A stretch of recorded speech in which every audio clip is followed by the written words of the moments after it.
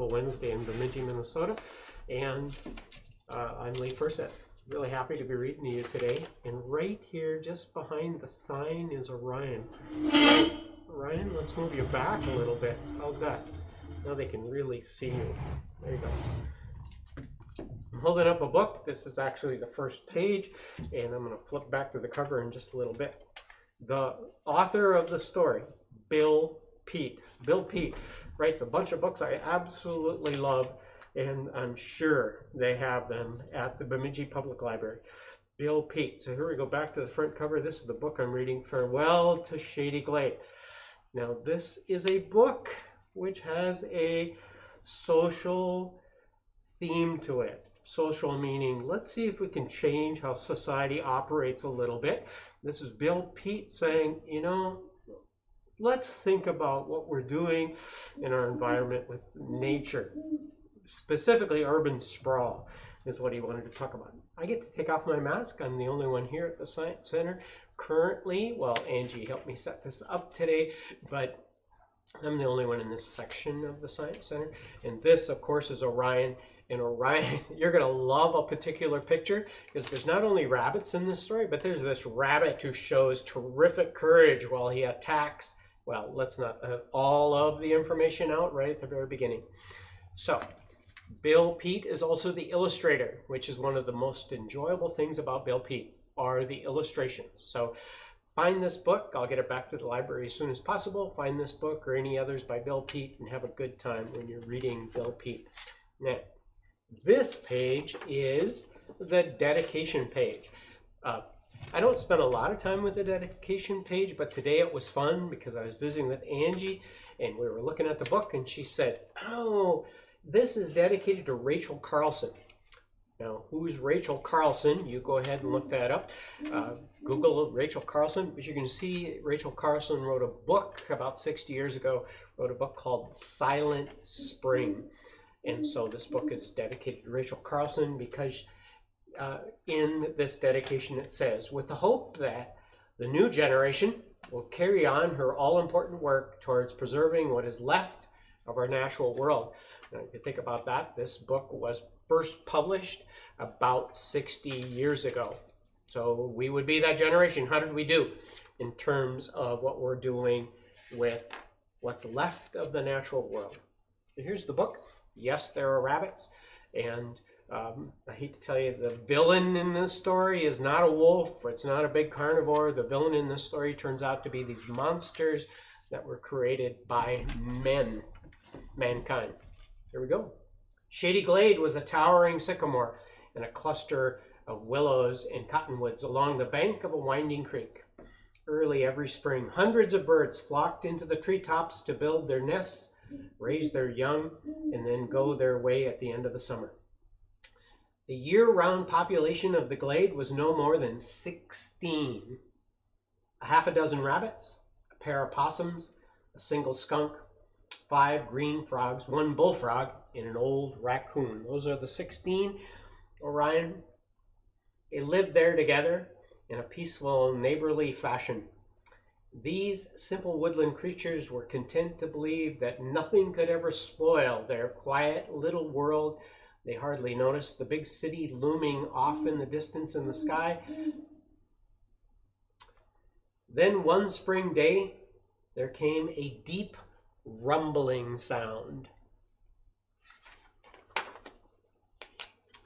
There they are, 5 rabbits. See them, Orion, right there?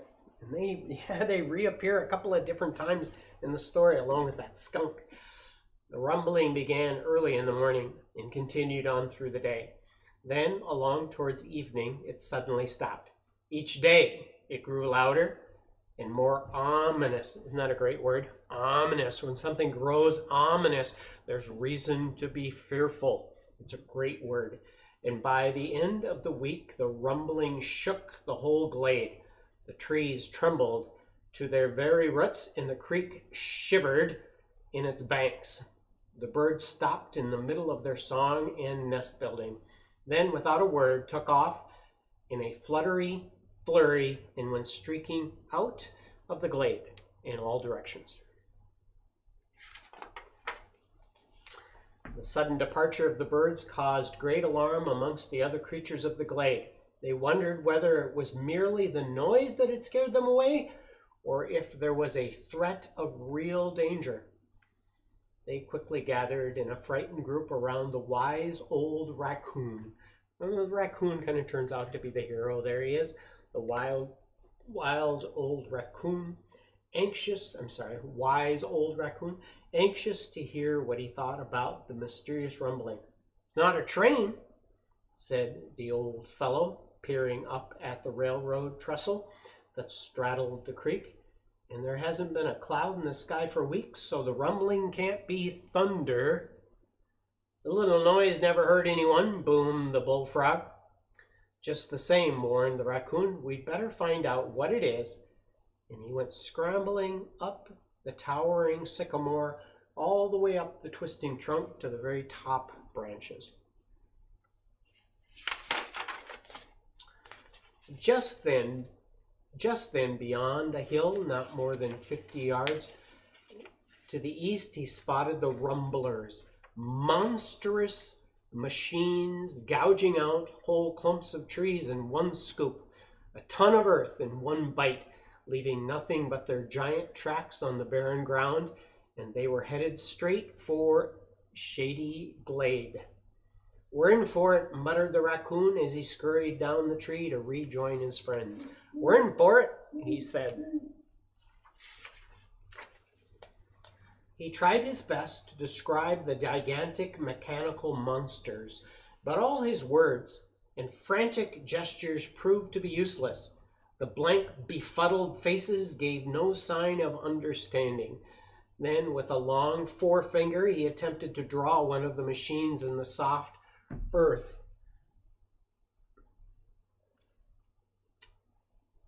A hodgepodge of scratchy lines which merely confused them all the more. "Oh well," he sighed, "the monsters will stop work before night, and then we'll go see for ourselves."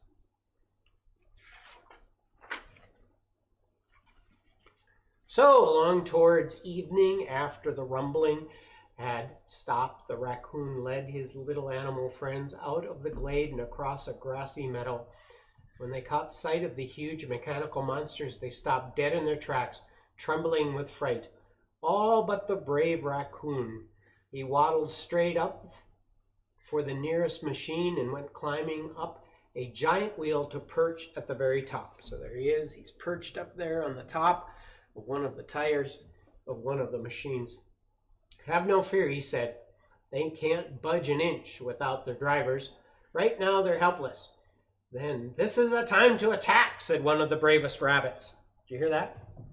One of the bravest rabbits. "This is time to attack," he said, and baring his large front teeth, he leaped at the giant tire. I know that one's tough to see, but Orion would be proud of the fact that a rabbit is acting very brave. He's attacking that tire right there. The raccoon shook his head. "It's no use. You can't find any soft spots. The brutes are indestructible, all powerful, and there's no stopping them. Shady Glade is doomed." "What'll we do?" they all wailed at once.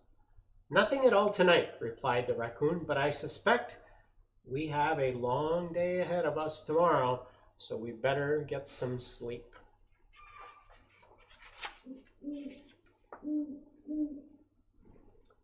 There was no sleep that night for the old raccoon. He sat up in the sycamore, wide awake, trying to find an answer to their problems. Of one thing he was certain: they must leave Shady Glade. Where they would go, he had no idea. He had spent his whole life in the glade, and the trip out to view the machines was the furthest he'd ever ventured. The outside world was a big mystery. The raccoon only knew there was an awful lot of it. So he figured there was a very good chance of finding another Shady Glade out there somewhere. At least they must take a chance. So how are they going to get there? That would be a question. How are they going to go find another Shady Glade? Well, this is a pretty wise raccoon. Early the next morning, the raccoon called his friends together. "There's no time to lose," he warned. We must leave Shady Glade at once and go far, far away. Not just a little way, hundreds of miles away, where the monsters will never catch up with us. But where? Whimpered a rabbit. We won't know until we get there. And how do we go? Boomed the bullfrog. Fly? The bullfrog turns out to be very sarcastic. I didn't read that near sarcastic enough. The bullfrog does this a couple of times. And how do we get there? Boomed the bullfrog. Fly? We take the train. This left them wide-eyed and speechless, so the raccoon quickly explained. We'll board the train from the sycamore, and pointed to the limbs that went twisting high above the creek and up over the railroad trestle. Not me, boomed the bullfrog. I'll take my chances right here. Then he leaped into the creek. Ker-plop. And his 5 friends followed with a plink, plink, plink, plink, plink.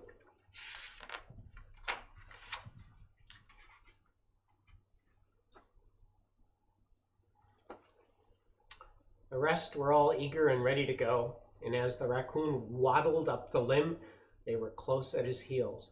Halfway up, they were startled by a thundering roar as a big bulldozer came crashing through the glade, sending an avalanche of earth and the tree limbs tumbling into the creek. The frogs barely escaped. In the pop-eyed panic, they came leaping onto the bank and went hopping up the sycamore to join the others.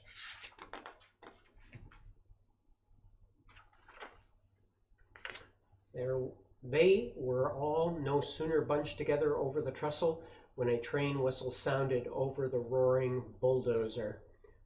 Now don't jump until I give the signal, shouted the raccoon. And when you land, remember to land flat. When the diesel locomotive came rushing under them, the raccoon raised a finger. Get set! And as the streamlined car flashed by, he gave the signal. All aboard!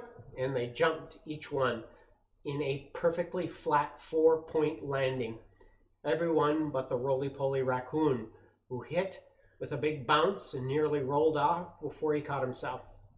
Then he turned for one last farewell look at Shady Glade, a fleeting glimpse of the sycamore as the great tree toppled and disappeared in a billowing cloud of dust.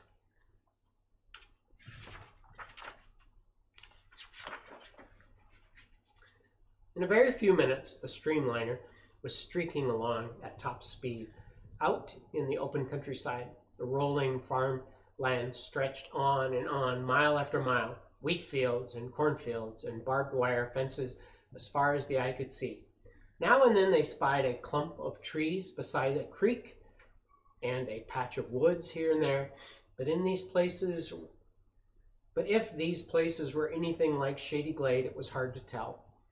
They went flashing by so quickly. If you should find a likely spot, grumbled the bullfrog, do we take a flying leap off the train and break every bone?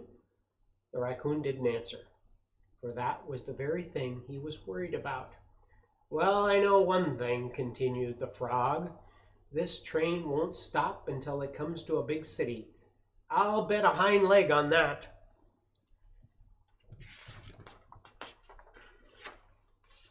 The bullfrog, turned out, was right. Late in the afternoon, the streamliner gradually began to slow down. Pretty soon, it was moving at a crawl past junkyards and factories on the way into a big city. As the train rumbled over a viaduct, the bullfrog bellowed, "There's a creek for ya! Anyone for a swim?" At one time it had been a creek, crystal clear and shaded by willows. Now its banks were steep cement walls with pipes spouting purple-green waste from the factory buildings into the scummy water. What a sorry sight, sighed the old raccoon. What a stench, squeaked. Can you guess which animal? Which animal would recognize a really bad smell? Do you remember the list? What a stench, squeaked the skunk. The train crept slower and slower until it finally shuddered to a stop in the eerie gloom of a cavernous railroad station. "I have a hunch this is the end of the line," boomed the bullfrog, "and the end of us too." "All we can do," replied the raccoon, "is wait and see." They waited while the station clock ticked away. There's a station clock. A little tough to see there, but maybe you can see it, all you viewers. They waited while the station clock ticked away an hour, and they watched the people crowding on and off the coaches. Streamliners kept coming and going, but still their train gave no sign of moving. And it appeared that once again the bullfrog was right, when suddenly the conductor shouted, "All aboard! All aboard!" The coaches jerked forward and the train rumbled out of the station and on across the city, gaining speed as it went, until once more they were streaking along in the open countryside. As the miles went rolling by through the long afternoon, the scenery began to change. Now, the farmland was hilly, with more and more trees, and the old raccoon's beady eyes brightened with renewed hope. His friends didn't seem to notice. They were too travel-weary and drowsy to care, and one by one, they dropped off to sleep. They're back there on to the third car. They're back there on the third car, and they're following asleep.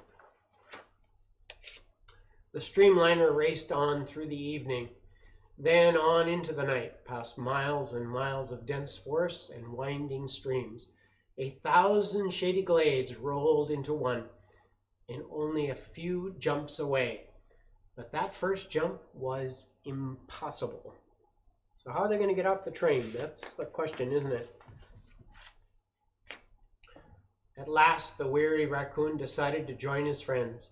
He curled himself into a fuzzy ball and was just about to doze off when suddenly there was a screeching of wheels, a hissing of brakes, then a thundering boom as all the cars came jolting together. The raccoon, the rabbits, the possums, the skunk, and the frogs went skidding and tumbling halfway down the car to a pile up in a heap, and then there was silence.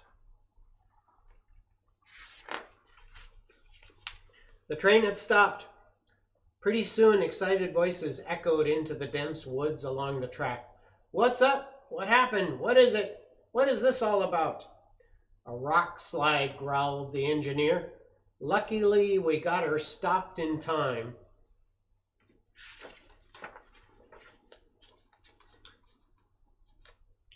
"More trouble," grumbled the bullfrog. "No trouble at all," chortled the raccoon, pointing to a twisting sycamore limb just a few feet above the roof of the streamliner. "Last stop, everybody. All off. End of the line." And the sleepy-eyed passengers from Shady Glade went trooping down the tree limb. Somewhere below in the darkness, they huddled together to finish their night's sleep. So there's some rabbits. 1, 2, there's a nope. Yep, all the rabbits made it. Looks like all the animals made it. The next morning, when they were awakened for their first view of the new surroundings, they were overjoyed. "This is more like it," boomed the bullfrog. "Exactly like it," exclaimed a raccoon.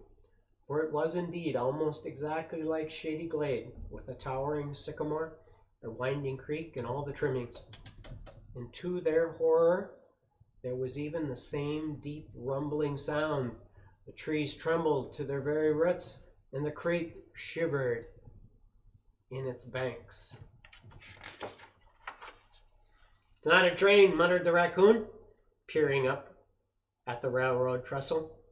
"But it could very well be thunder," he said, pointing to a rain cloud high overhead. There was a flicker of lightning, then more deep rumbling, and a gentle rain began to fall. "A little bit of rain never hurt anyone," said the... Can you guess? "A little bit of rain never hurt anyone," said the bullfrog as he kerplopped into the creek. "You're perfectly right," smiled the happy raccoon. "In fact, everything is perfectly right." That is our story for today. Farewell to Shady Glade by Bill Peet. Glad it had a happy ending. Thanks for listening today. We do this every Wednesday, Ryan and I, so there'll be a book next Wednesday. You can tune in at 3:30.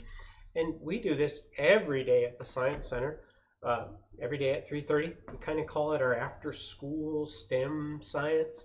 And so somebody will be on for tomorrow, probably doing an experiment or maybe showing you one of our exhibits here at the Science Center. And then we do it every other day at 3:30. We're currently open Friday, Saturday, Sundays, and Mondays at full days for that. Full days for Friday, Saturday, and Monday, 9:30 to 5:30. While we are only a half a day on Sundays, we open at 1 o'clock and we stay open until 5:30. Hey, thanks for tuning in today.